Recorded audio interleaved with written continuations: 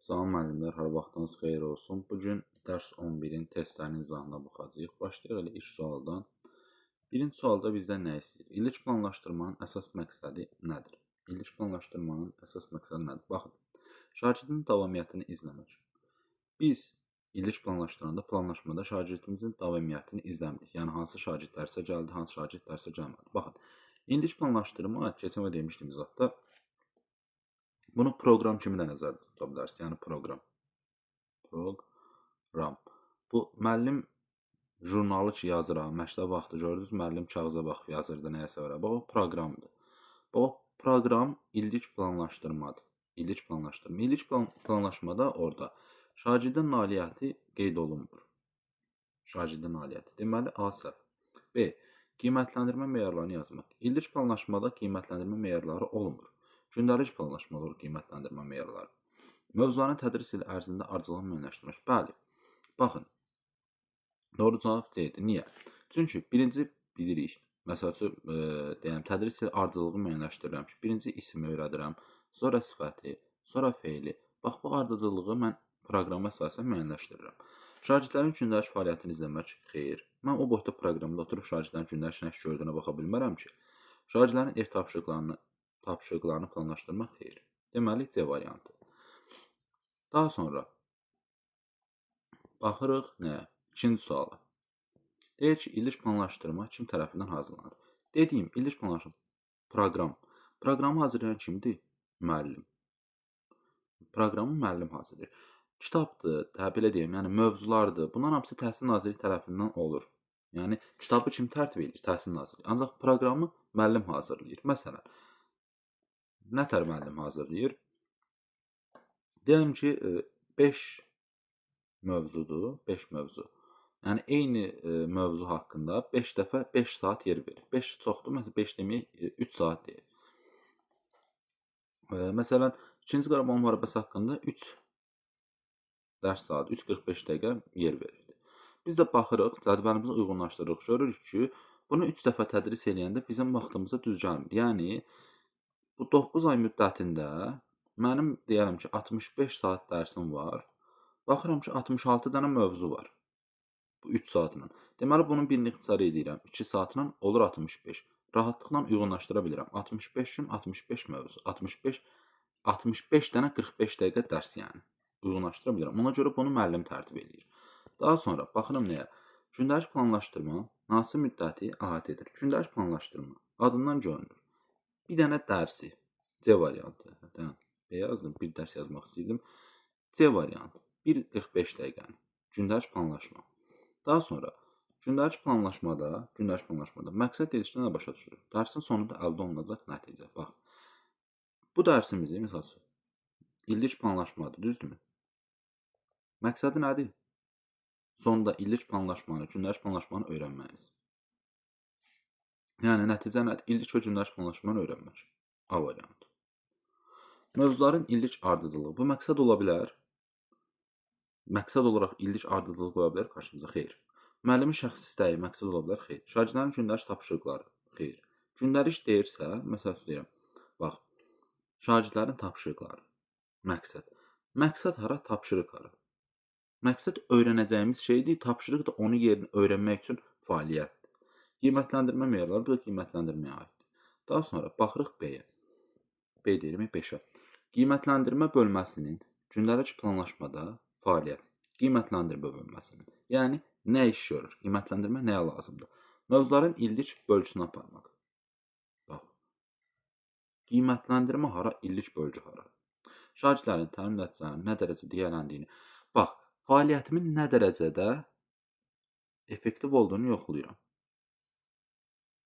Sizi çaşdıra bilər müəllim fəaliyyətini yoxlamaq qiymətləndirmədə. Əsas olaraq qiymətləndirmənin məqsədi şagirdlərin, yəni təlim nəticələrinin nə dərəcədə yiyələndiklərini yoxlamaqdır. Əsas olaraq. Ona görə B variantı. Doğru bir versiya var ki, burada müəllimin də fəaliyyəti, müəllim də öz fəaliyyətini qiymətləndirə bilir ki, görüm nə qədər effektiv vermişəm. Amma ən doğru cavab şagirdlərin təlim nəticələrinin nə dərəcədə yiyələndiyini yoxlamağa xidmət edir qiymətləndirmə. 6. Dərsin planlaşdırılması zamanı nəzərə alınmalı məsələlərdən biri doğru deyil. Planlaşdırılması zamanı Məsələ nəzərə alınmalı məsələlərdən biri doğru deyil. Dərs zamanı fəaliyyətlərin müxtəlif öyrənmə tipinə sahib şagirdlər üçün uyğun olması. Baxın, demişdim nədir? Biri üzündən oxuyur, dediyim kimi, biri video ilə öyrənir. Mən bunları nəzərə almalıyam dərs müddətində, yəni dərsi quran zaman. Ona görə A düz. Diaqnostik qiymətləndirmə üsulları müəyyənləşdirmək. Dərsi planlaşdıranda diaqnostik qiymətləndirmədir, yoxsa formativ qiymətləndirmədir. Diaqnostik dərs ilinin əvvəlində aparılan qiymətləndirmədir. Gündəlik planlaşdırma olan, dərsi gündəlik, belə deyim, illik planlaşdırma, illiyə summativ, gündəliyə də formativ aid ola bilər. Diaqnostik dərsinin əvvəlində aparılır. Bunun heç nəyə aidiyyəti yoxdur. Ona görə B. Sadəcə diaqnostik bizim sonrakı fəaliyyətimizi müəyyənləşdirə bilər. Diaqnostik bizim sonrakı fəaliyyətimizi. Baxaram, görüm şagird ismi nə dərəcədə bilib? Bu sinifdə də, bundan əvvəlki sinifdə sifəti nə dərəcədə öyrənib? Ona uyğun artıq növbəti sinifdə fəaliyyətimi müəyyənləşdirirəm dərsinin əvvəlində. Daha sonra baxıram 7-yə. Hansı fikir doğru deyil? Hansı fikir doğru deyil? Təlim nəticələri dərsin sonunda şagirdlərin hansı bilik və bacarıqlara sahib olacaqları haqqında nəticələrin əvvəlcədən müəyyənləşdirilməsidir. Konkret tərif. Konkret tərif. Bizə də deyir yanlış cavab. Bu düz. Dərsi planlamaq müəllimə şagirdlərə dərsdə nəyi və necə öyrədəcəyi haqqında aydın fikir. Bax, dərsi planlayıram, daha məqsədli dərs keçirəm. Bilirəm ki, nəyi necə öyrədəcəm. Düz. Dərs planı müəllim üçün bələdçil olunur. Bəli, fəaliyyətimi, yəni hansı məqam mənim üçün problem yarada bilər, mən nə etməliyəm ki, problemlə rastlaşmayım, bələdçil olunur. Yol göstərir, istiqamət göstərir mənə. İllik və gündəlik dərs planının formatı təhsil müəssisəsindən asılı olaraq dəyişə bilməz. Xeyr. Demişdim ki, məsələn, mənim cədvəlim, baxın, bayaq dedim, 65 dənə dərs var. 65 dənə mövzu var. Misal söyləyirəm, mən də 20 nömrəli məktəbdə işləyirəm. Mənim də cədvəlim elə bölübdülər ki, mənim 3 günüm bayrama düşür. 20 nömrəli işlədiyim məktəbdə cədvəlimi elə bölübdülər ki, 3 günüm bayrama düşür. Ona görə mənim 62 dənə dərs günüm oldu. Deməli, mən bunun 3-ünü ixtisar edib 62 dənə eləməliyəm ki, bərabərlik olsun. Ancaq sən işləyirsən 10 nömrəli məktəbdə 65 saat dərs və sənin dərsini elə günə yığıbdılar ki, sən 64 gün məktəbdəsən. Sən bunun birini ixtisar edirsən artıq. Gördün, sən bir dənəsini, mən 3 dənəsini öz təhsil müəssisəmizə uyğunlaşdırdıq. Deməli, məqam nədir? İllik və gündəlik dərs planının formatı təhsil müəssisəsindən asılı dəyişə bilər. Daha sonra, hətta format əlavə olaraq nə deyə bilərik? Sən işləyirsən 10 nömrəlidə, sənin elektron lövhən var, mən işləyirəm 20 nömrəlidə, mənim elektron lövhəm yoxdur. Deməli, bunun formatını dəyişib müxtəlif formada keçə bilərəm. Hansı fikir doğru deyil? Orada deyə baxmadım.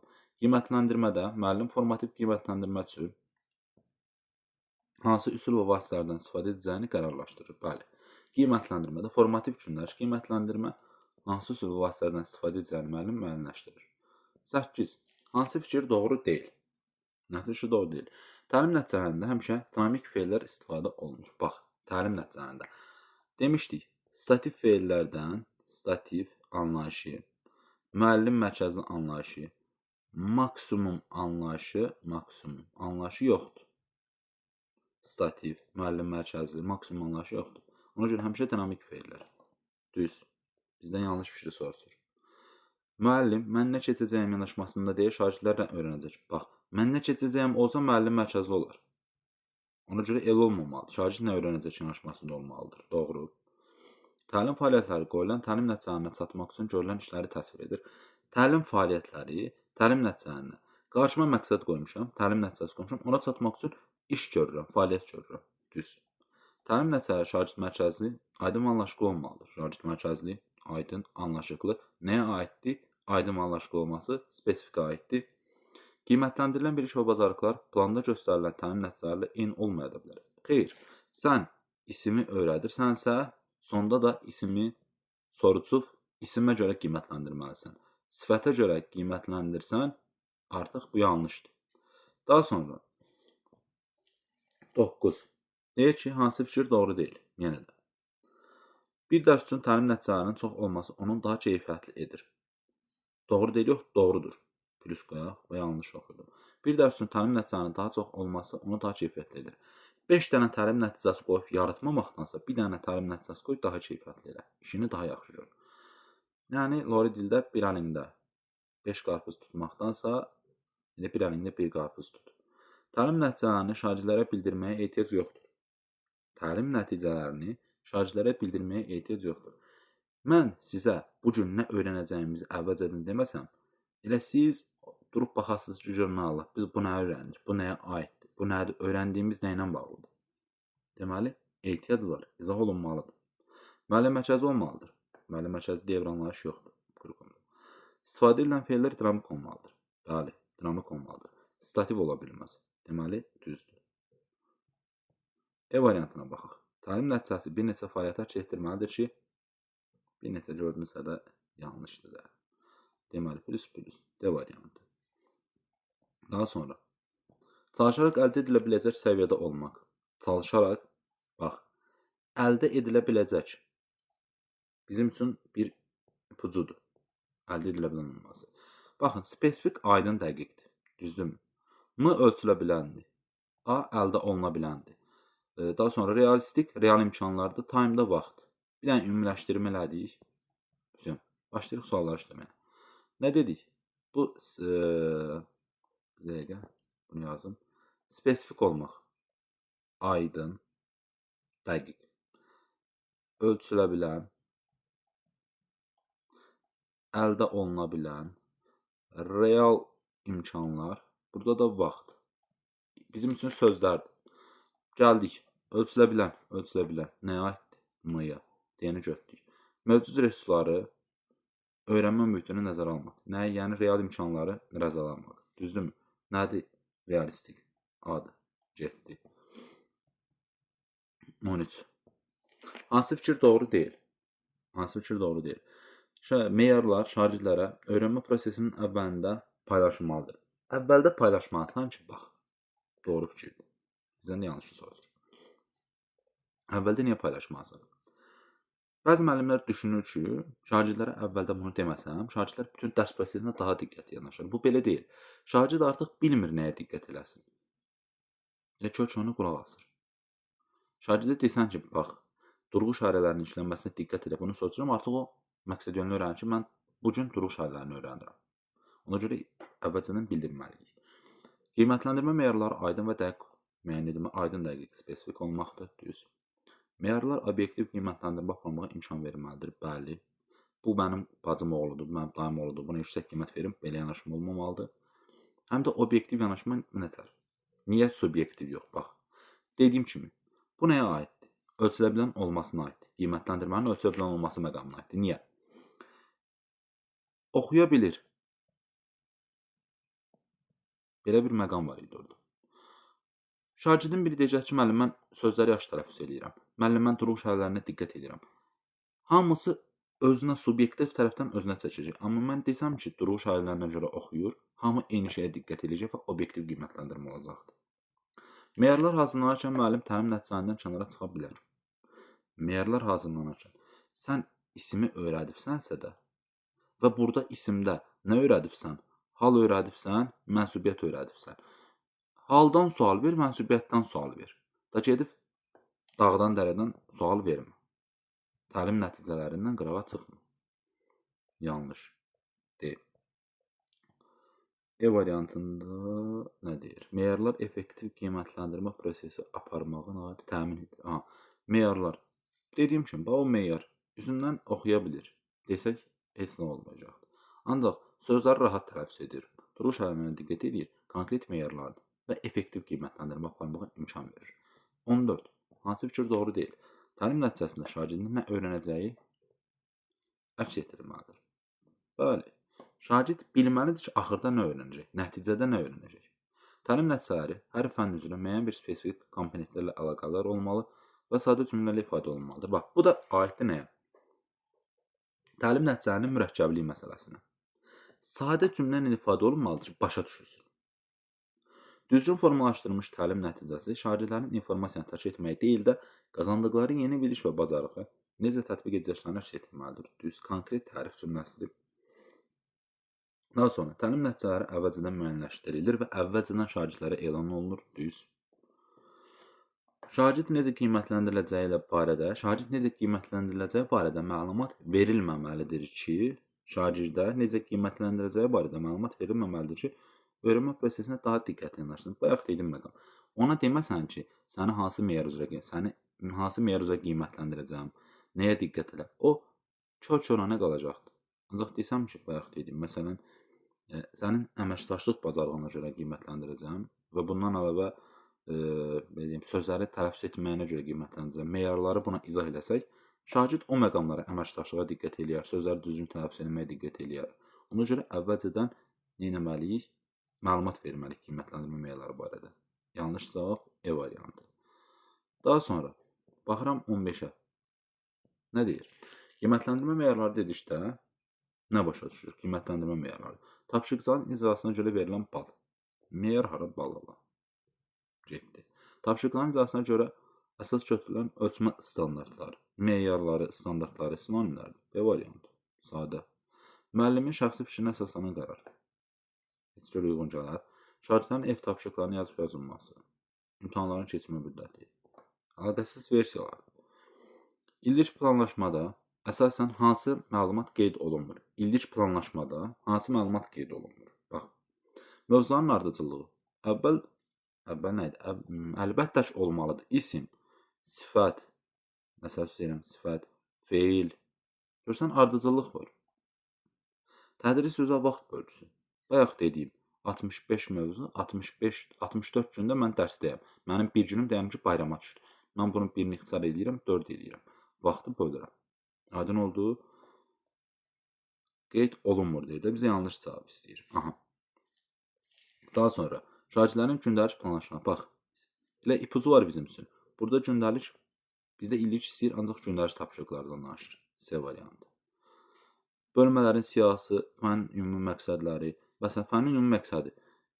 İsim, sifət, feil varsa, hansı fəndən söhbət gedir? Azərbaycan dili fənnindən. Azərbaycan dili fənninin məqsədləri nə ola bilər? Oxu, yazı, bu kimi bacarıqlar. Bölmə siyahısı. Birinci bölmə, ikinci bölmə, nə bilim, o bölmələr üzrə keçirirlər. Birinci yarım ilə görə, ikinci yarım ilə görə. Bölmələrin siyahısı. Daha sonra 16-cı elədik, 17-yə baxırıq. Deyir, illik planlaşdırmada müəllim nə üçün illik planlaşdırma müəllimə nə üçün kömək edir? İllik planlaşdırma müəllimə nə üçün kömək edir? Sinif jurnalını doldurmağa. Bax, illik planlaşdırma. Heç gör sinif jurnalı doldurmaq ona ağla batandır. İllik planlaşdırma. Məktəb hesabatını hazırlamaq. Hesabat hara illik planlaşdırma. Şagirdlərin gündəlik var, sıx. İmtahan nəticələrini yazmaq. İmtahan hara planlaşma. İmtahana gedib çatmışıqmı ki, bir ələ? Mövzuları il ərzində sistemdə keçməyə. Aydın məsələ. Planlaşma nəyə kömək olur? Sistem yaratmağa kömək olur. Mən işimi sistemli görürəm. Burada hətta bir məqam var. Sinif jurnalını doldurmağa. Bunu niyə yanlış götürürük? Bax, illik planlaşdırma. Mən Azərbaycan dilində illik planlaşdırma hazırlayayım, düzdürmü? Sinif jurnalında da az dilindən əlavə riyaziyyat fənni də var. Mənim hazırladığım planlaşdırma riyaziyyatı doldurmağa kömək edirmi? Xeyr. Ona görə bunu götürürük. A variantı. Deməli, baxırıq. Burada yəqin ki, aydın oldu da fikir. 17-də E variantıdır. Çünki planlaşdırma nəyə səbəb olur? Mövzunun sistemli keçirməyə, bir sistemlilik yaradır planlaşdırma. Daha sonra gündəlik planlaşdırmada fəaliyyət bölməsi nəyə göstərir? Bax, ümumi bir dənə yadımıza salırıq. Sualı gördün, düz versiyanı axtarmağa qalsın. Bir gör, fəaliyyət nə idi? Fəaliyyətdən başqa nə bilirdin? Təlim nəticəsi bilirdin, qiymətləndirmə bilirdin. Təlim nəticəsi nədir? Nəticədən planlama. Sonda şagirddə hansı bacarıq, hansı bilik formalaşacaq, onu əvvəlcədən bilirəm və o üzrə iş görürəm, fəaliyyət görürəm və yekunda da onu qiymətləndirirəm. İndi nə görürəm? şagirdlərin yerinə yetirəcəyi iş görürəm. Bayaq dediyim A variantı. Daha sonra 19-20. Müəllim illik və gündəlik planlaşdırma apararkən ən əsas diqqət etməli olduğu amil hansıdır? İllik və gündəlik planlaşdırma. Şagirdlərin geyim qaydaları. Mən burada alt standart qeyd edirəm, mövzu qeyd edirəm. Şagirdin geyimi o məktəb qaydasına aid ola bilər. Təlim nəticələrinin dəqiqliyi və aydınlığı. Dəqiqlik və aydınlıq. Smartda S-M-A-R-T. Nəyə aid dəqiqlik, aydınlıq? Spesifik. Düzdürmü? Deməli, nədir cavab? B variantı. Büdcə nə əlaqə? İnzibati göstərişlə nə əlaqə? Dərsinin səhifə sayı nə əlaqə? 20. Qiymətləndirmə meyarlarının düzgün müəyyən edilməsi şagirdlərdə əsasən nəyi gücləndirir? Qiymətləndirmə meyarları. Bax. Deyir ki, idman yarışlarında iştirak imkanları.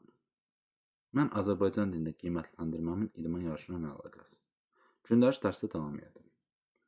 Şagird davamiyyəti. Olar ki, xəstələnər gələnməz. Onun qiymətləndirməyə nə daxildir? Öyrənmə motivasiyasını və məqsəd yönlülüyünü. Gördün? Niyə? Məsələn, yazmışam ki, oxuya bilir, bayaq dediyim. Məqsəd olaraq da beynimdə tutmuşam ki, sözləri düz tələffüz eləyir. Məqsəd beynimdə bunu tutmuşam. Meyarı da oxuya bilir kimi qoymuşam. Bunun biri üzündən rahat tələffüz eləyir A şagirdi. B şagirdi də durğu şairlərinə diqqət eləyir. Çünki B şagirdi elə başa düşür ki, mən durğu şairləri deyirəm. Durğu şairləri deyirəm. Çünki o elə başa düşür. Və mən yekunda qiymətləndirəndə üzündən oxumağa görə qiymətləndirirəm.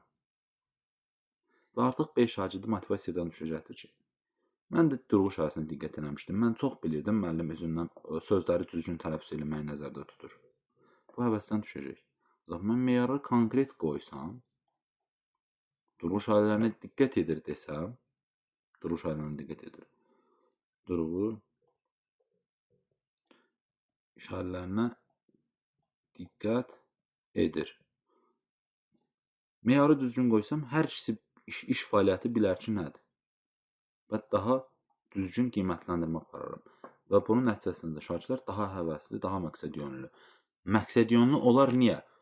Durğu şairlərinə diqqət eləyər də, dağa daşa düşməz ki, görən sözün düzgün tələffüzünü mü deyir, yoxsa durğu şairləri mi deyir? Yəni, aydınlaşar onun üçün ki, görəcəyi iş nədir? Müəllim məndən nəyi soracaq? Nəyə görə mənə qiymətləndirəcək? Onu bilməlidir. Ona görə də ki, məktəbdə intizam qaydalarının sərtliyi. Bax, məktəbdə intizam qaydalarının sərtliyi. Qiymətləndirmənin intizam qaydalarının nə əlaqəsi? Məktəbli maddi texnik təhsil bazası. Bu da yanlış. Doğru cavabımız C variantı. Bu da belə. Oldu müəllimlər. Ümid edirəm ki, bir öyrədici bir izah oldu. Sağ olun. Növbəti izahlarda görüşənədək.